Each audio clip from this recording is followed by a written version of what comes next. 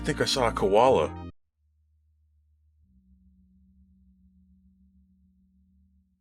We're at the season 2 finale of Lower Decks. And unfortunately, the episode isn't all I hoped it to be, nor is it terrible. Trek in the last few years, I'm sure you've noticed, has set the bar low for doing season finales. When it comes to season finales, honestly, this is one of the better ones. However, the bar is at rock bottom. So is it really hard to beat the worst of what we've seen from Discovery season finales, the Picard season finale, and even its own previous seasons finale? No, it is not hard to beat those. I would say this season finale is superior to every Discovery season finale, and definitely the Picard season 1 season finale. But I shudder to say that the season 1 Lower Decks finale was better simply because of the presence of the Titan. I'm not big on just references. I know I've said before, references do not make the show. And this episode is obviously not devoid of references. This is Lower Decks. But on the same token, I feel that season 1 of Lower Decks ended better because we got the Titan. Okay? Which was a fan favorite ship that had previously only existed in soft canon, in novels and the like, and we finally saw it on screen with the Lower Decks season 1 finale. Fantastic, I think. Great way to end the season and great way to give fans something they wanted, which we all know live action Trek can't do these days. Sorry. So this episode is first contact. Okay, so you can already guess what that means. This is the Cerritos' first contact mission. This show was billed as the second contact show. You know, they're the crew that come in later and clean up any mess left over by the first contact, or they just find out, I think, quote, where the good places to eat are. I believe that was how the show was described before it even came out. So right off the bat, you know there's something that's going to go wrong with who was supposed to originally be doing the first contact. So they go to a system, I think, called LIPA. I'm about to check to see if I'm correct on that. So if you see a cut in the video in a moment, you'll know why. We're going to planet Lapierre. Guys, Lapierre. Get excited. I'm not sure if this is a pre-warp planet or a post-warp planet. We are making first contact. You may not know this, but first contact is usually reserved for planets that are post-warp, which is to say they have already independently developed faster-than-light technology. Now, sometimes you can have a first contact that comes after a pre-warp contact of another civilization. So if we were to contact the Lapirians, we would not necessarily need them to be post-warp on their own if they had already made contact. So basically, they're already contaminated, so to speak. That's never gotten into in this episode, but the job of the Cerritos and the Archimedes, a new ship, is to be the welcoming party to the Lapirians.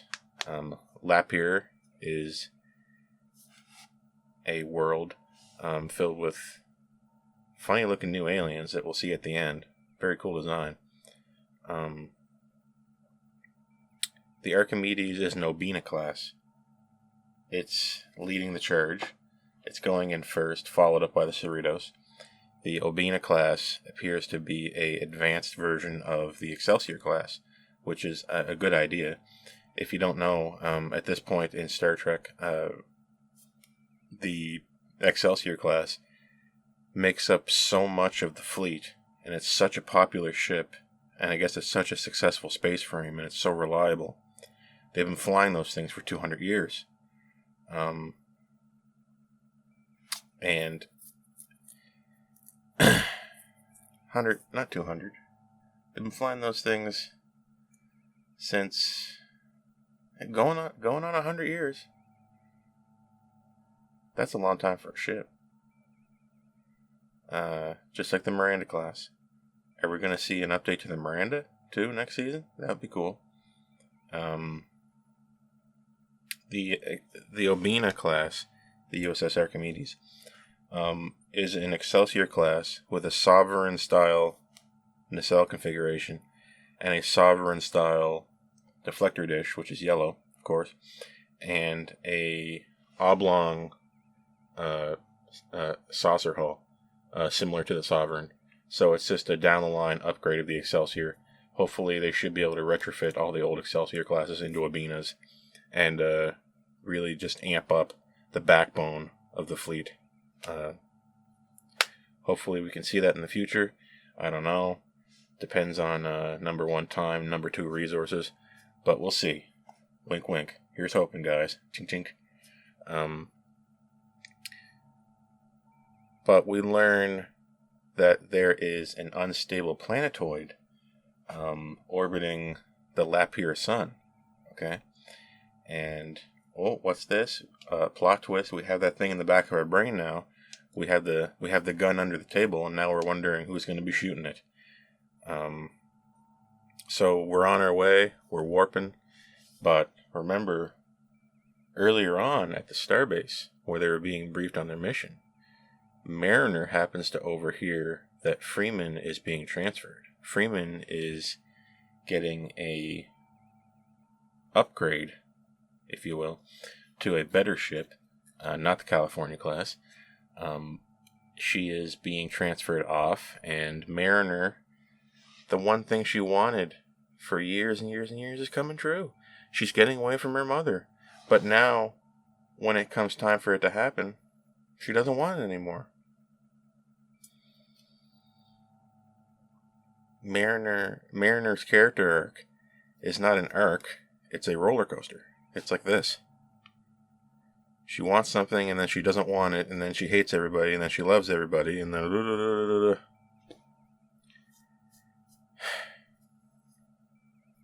So she should be happy, but she's not.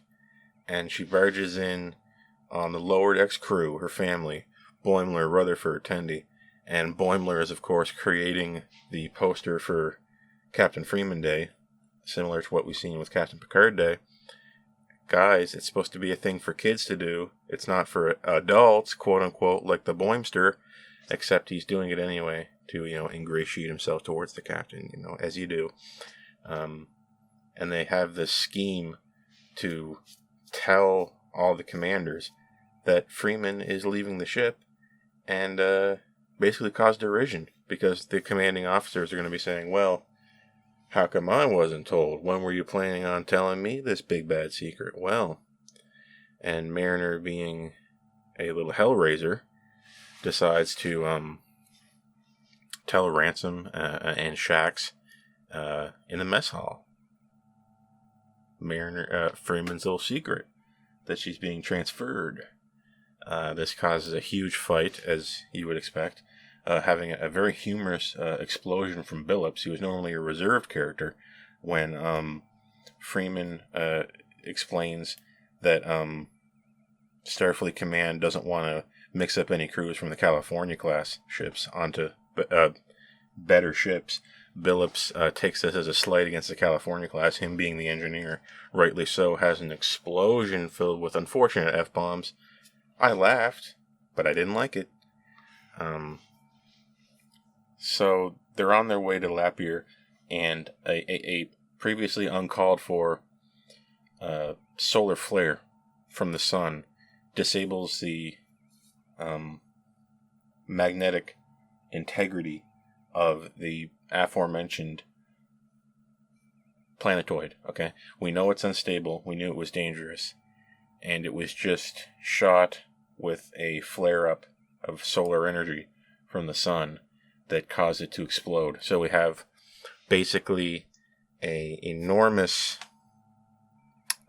explosion radius of highly magnetic, possibly exotic particles blasted from this planetoid. Archimedes is right in its blast range and gets totally disabled.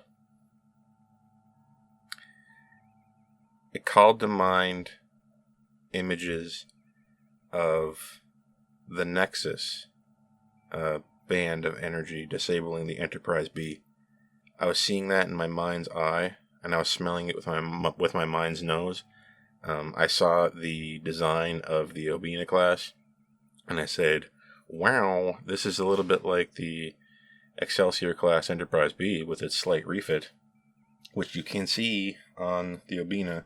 It has the two sections straddling both sides of the deflector dish. Look up the Excelsior class Enterprise B and you'll see what I mean, and how it differs from the original Excelsior class. Excelsior class 1 has a smooth secondary hull.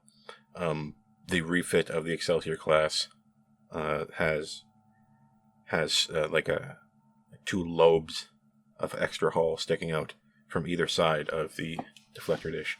The Obina has it as well. Just something I noticed. So, what are we gonna do? Cerritos to the rescue? Last time it was Titan to the rescue. Now it's Cerritos to the rescue. Bit of an improvement, I'd say. While this is all going on, Rutherford and Tendi know that number 1, Freeman, is getting transferred off the ship, but number 2, didn't Tendi walk in on Dr. Tana deleting Tendi's image from the roster in medical? So Tendi thinks she's being transferred off. Tendi's thinking, oh no, I'm going to have to leave the Cerritos. I'm going to have to leave Rutherford. So Rutherford and Tendi go on a tour of the whole ship. They don't call it a date, but I think it is a date. And unfortunately, Rutherford's implant, the thing he has that only acts up and causes a problem in specific key story moments, like it does right now, the thing that you would be forgiven for completely forgetting about, his implant is on the fritz because he keeps getting error messages. We find out this is because he has taken up all the storage space of the prosthetic implant by saving backups of all of his memories with Tendi in case he lost them again like he did in the first season.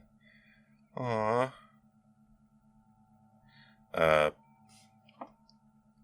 It basically gets to a point where these error messages are taking up his entire screen. Strange that he can't fix it, but we are in a hurry here. The Archimedes is in danger, and the Lapirians themselves, we'll find out about that later. So he does delete the past memories. He deletes all the backups of his Tendi memories, and he reverts back to a memory that he shouldn't have seen, and he sees 2 doctors installing the implant into him, saying something like, don't worry, if anybody asks him about it, we'll program it in so he says it's elective.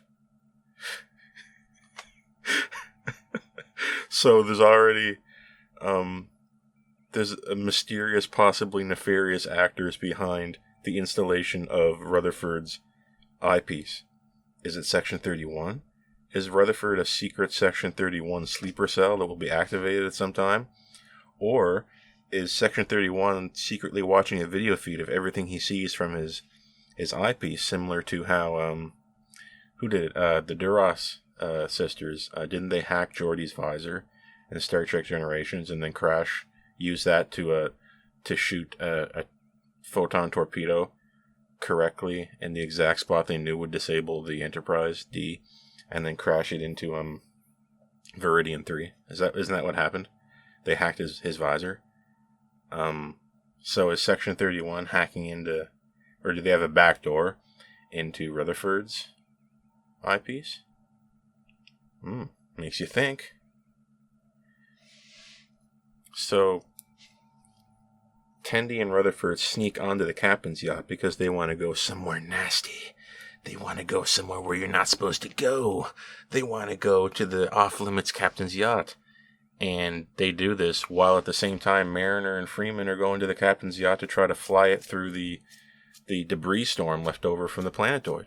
Because they have to get through the debris field in order to tractor beam the Archimedes to stop it from crashing into the planet, right? Because of the Archimedes' inertia after the explosion is such that it is pulling itself into the gravity well of the planet. And it's going to cause massive damage to the planet, possibly when its antimatter ignites. So it's a first contact has turned into a rescue mission for Starfleet. So, interesting, but not super intriguing. They have to stop the Archimedes from crashing into the planet that they are about to make first contact with. The stakes are high. Can Cerritos save the day? It turns out that any magnetic field that the Cerritos can generate as a shield, or deflector in this case, anything it can generate actually attracts the planetoid's unstable magnetic debris field. Okay? Very dangerous. That's what disabled the Archimedes, and they can't have that happen to the Cerritos, clearly. So they have to completely turn off their shields, and they have to remove the outer skin hull plating of the Cerritos because it has magnetic shielding built into it. So they have to manually do EVA ops to remove every single panel from the outside of the Cerritos. Okay? Not unlike when Archer and Reed had to remove the panel on the Enterprise NX-01 that had a Romulan mine attached to it. Remember that? A harrowing episode in its own right. However, this time, removing all the panels of the ship goes surprisingly fast and surprisingly without serious problems, except for one panel.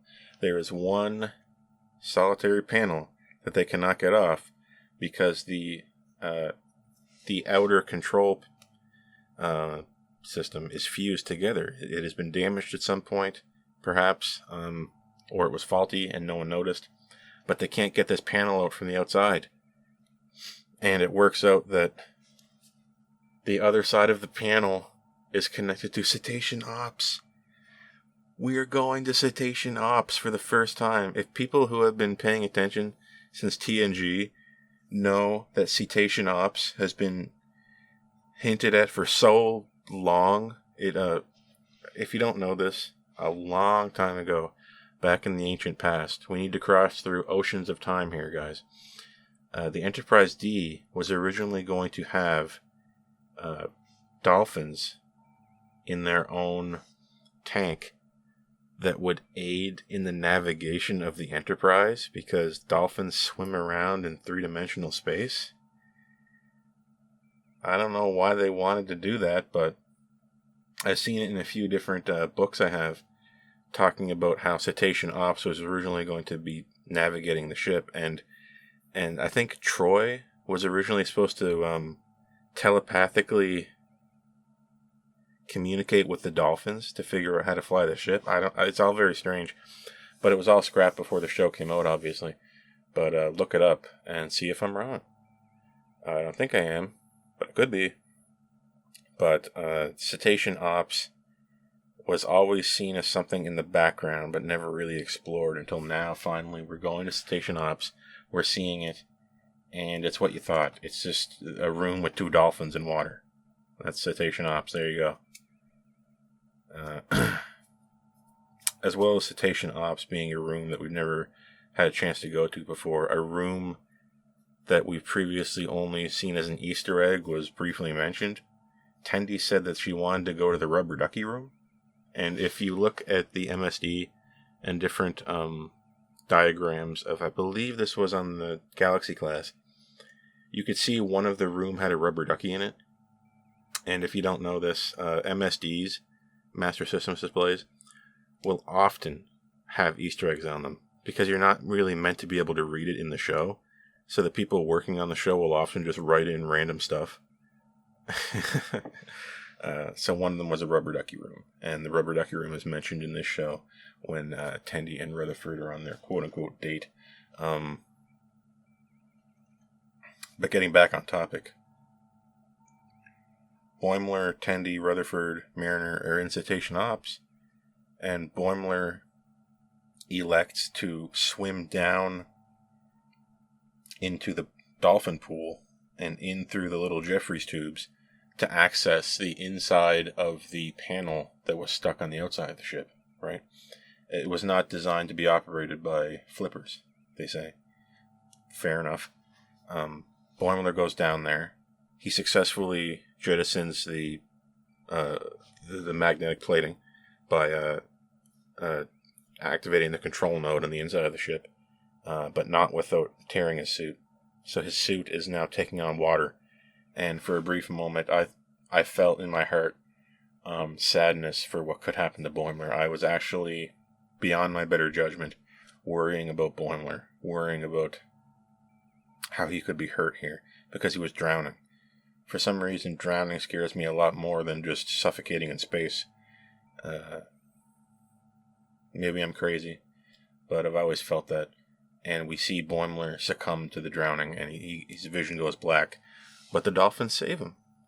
And he wakes up and he says, I think I saw a koala. You know, in a drowning stupor, I guess you could say. He saw the light, he saw a koala, but now he's back on the Cerritos to save the day, because the ship's, all of its magnetic plating is gone, and they can deftly navigate through the field of debris. Of course, Ransom takes the stick. Very cool. How it just kind of juts out of his usual chair. And they even take the plating off the front of the bridge. So we're now flying without the view screen. And we're flying by looking out of a hole in the ship. Interesting piece of visual design work. Good visuals in this episode. This is getting an A+ for visuals alone.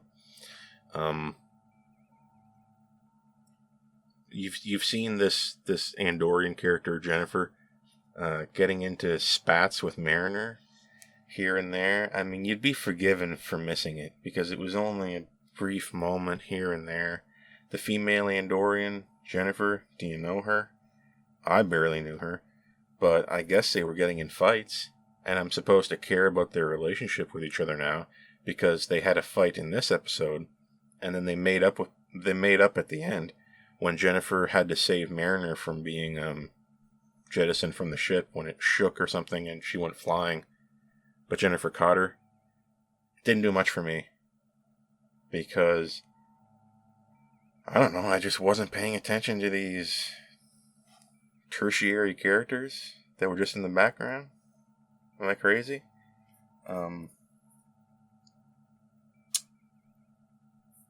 So they get through the debris field, and the Archimedes is just about to crash into the Lapirian planet. And then one of the characters on the bridge is, it's the Cerritos. They point up through the ceiling window, and they say, it's the Cerritos, just and mimicking how Boimler said, it's the Titan in season 1. See how that works like that? We're going full circle here. And the Cerritos, of course, is in all its glory, with all of the sheeting off, bare naked.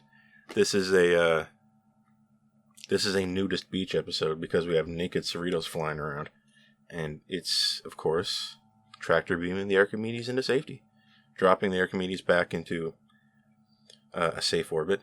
And then the Cerritos, wouldn't you know it, they get the job to do the first contact. The Cerritos, finally, 2 seasons in, we're doing a first contact. And they go down and they finish the Archimedes' job.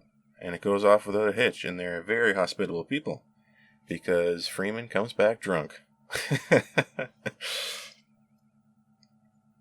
Just a picture-perfect ending, right? What could go wrong? you might notice something's going wrong if you look at the runtime and you're seeing, holy crap, there's like 5 minutes left. What's going to happen? So it came as no surprise that Freeman is going to turn down the offer. They always do that in Star Trek. Everybody turns down promotions in Star Trek, okay? Riker did it 1,000 times, and now it's Freeman's turn. Freeman walks into that room with Starfleet command officers, fully expecting to just say, no, I'm not taking the promotion, sorry. But wouldn't you know it, the Pakleds are back in the picture for the season finale. I didn't predict any of this, by the way. This shocked me. Apparently, Pakled planet blew up. Over the course of this episode, Pakled planet exploded from a Veruvian bomb. And we recognize the Veruvian bomb from a few episodes ago when the Klingons were supplying weapons to the Pakleds, one of them being a Veruvian bomb, and then they tested it and needed a new one. And the Starfleet Command had images of the Pakled spy on the ship wearing a Cerritos shirt, and Starfleet Command was able to place the crew of the Cerritos and the Cerritos itself on the scene with the Klingons and the Pakleds and the Veruvian bomb. So now Freeman is a suspect in the Veruvian bomb Pakled planet explosion incident. Very shocking. I didn't see this coming, but it's certainly something that could have happened. It wasn't out of the realm of possibility.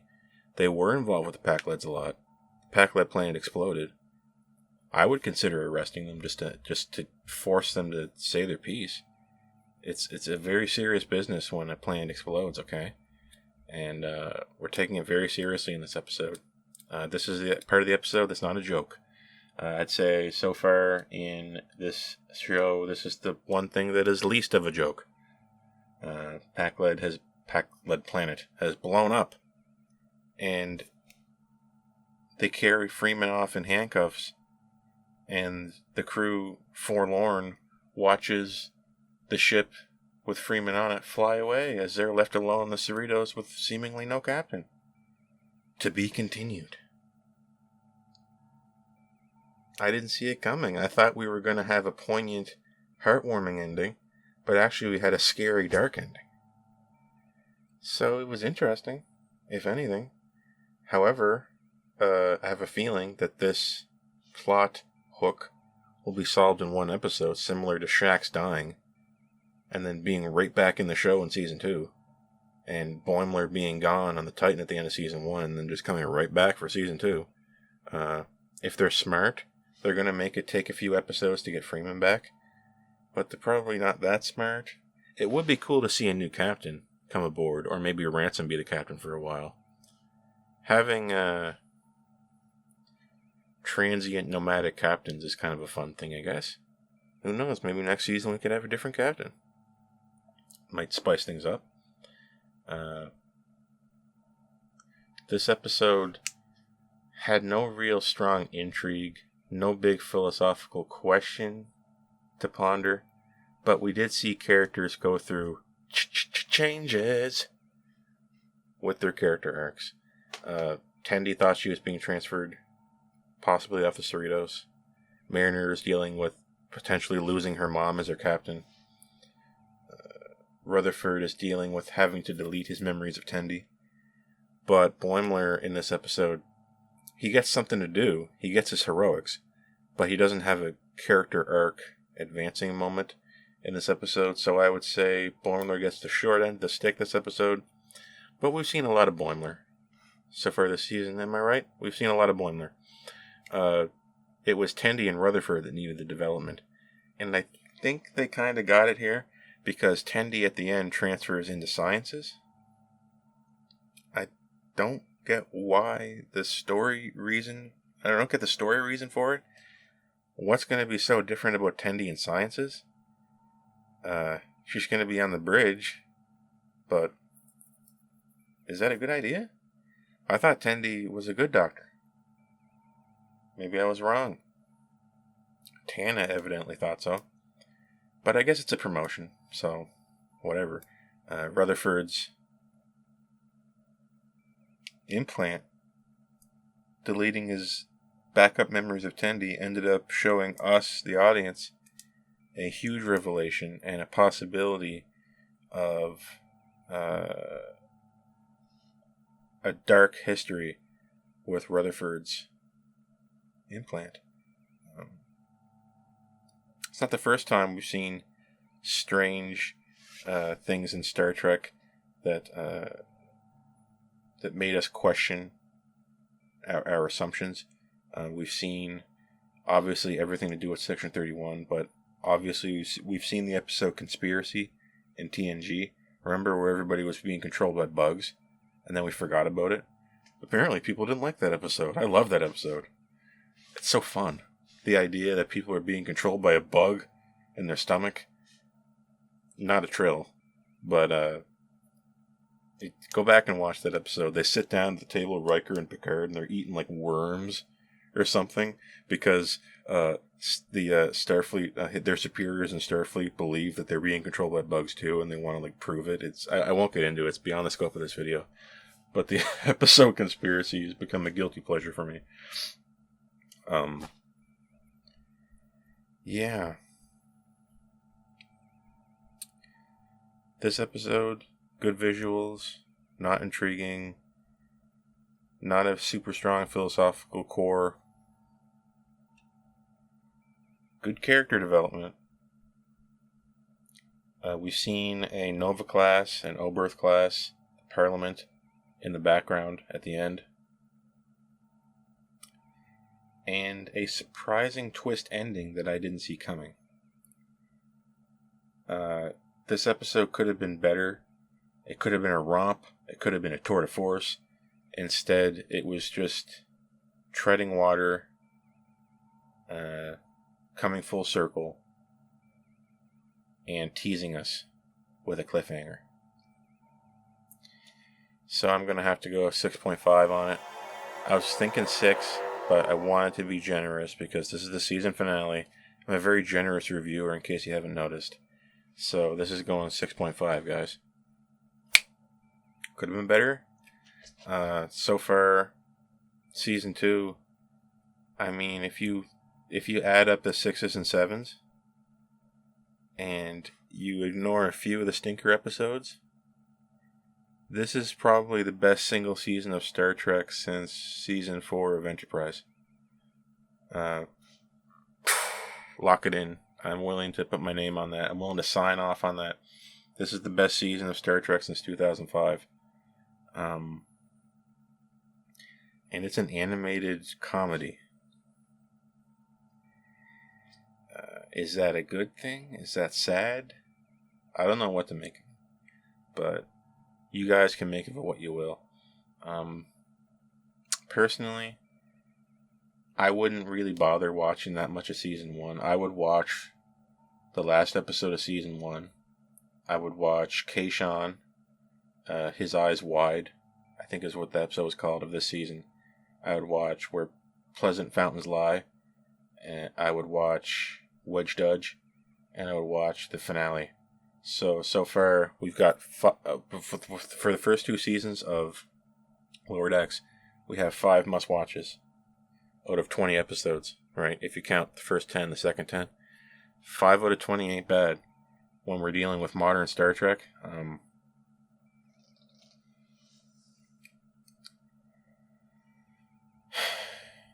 I guess that's it. I guess that's it for season 2. What did you guys think of season 2? I thought it was better than season 1. That goes without saying. What's next? What's on our horizon? Star Trek Prodigy. I'm a little bit more hopeful for Star Trek Prodigy than a lot of people I've seen on YouTube. Because I've been pleasantly surprised with the quality of a few of the episodes of Lower Decks, another animated show. I know these shows have nothing to do with each other, but they're both animated, so aren't I allowed to be a little bit excited for something in my life? can I just get excited for Prodigy? I'll be checking out Prodigy, obviously, and reviewing it on this channel. I believe it's coming out near the end of this month, if I'm not mistaken. So we don't have long to go. We will be doing a Season 2 comments roundup. What I've decided to do is, instead of having a video randomly to address comments, I've decided to round up all the comments from a particular season of reviews and address comments that way in one super video, because I don't like responding much to comments in the YouTube comment field, because it's very hard to sound sincere in comments. I find it's easy to come off as callous when you respond in a comment. And I love all my comments, the bad ones and the good ones. Okay? Because people loving you is great, people hating you is good too, but the worst thing of all is total apathy. The worst thing you can experience is with nobody watching or nobody commenting. That's the worst, believe me. So with that being said, look forward to Prodigy. Look forward to checking out some comments and reacting to all my comments from the season. And maybe we're going to have another Mark's Design Room. Those are my favorite videos to do, but I haven't been doing enough of them. First and foremost, I love designing things in 3D. I love 3D modeling. I modeled this entire ship myself, obviously, the exterior and the interior. That's really my calling. I do these reviews. When I do these reviews, it's more of a job. But when I do, say, Mark's Design Room, or I post things on DeviantArt, that's more fun to me. That's more of my hobby.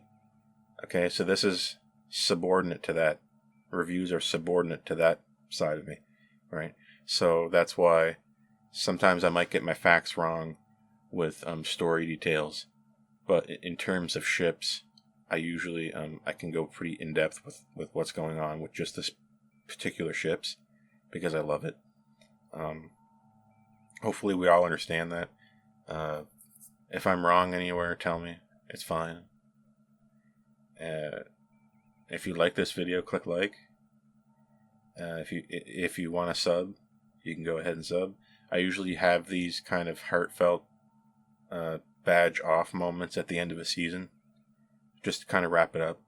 And I usually will talk outside of the continuity of my surroundings, if you catch my drift. So I'll see you next time, whenever that is. This is Mark, and it's time for me to warp on out of here.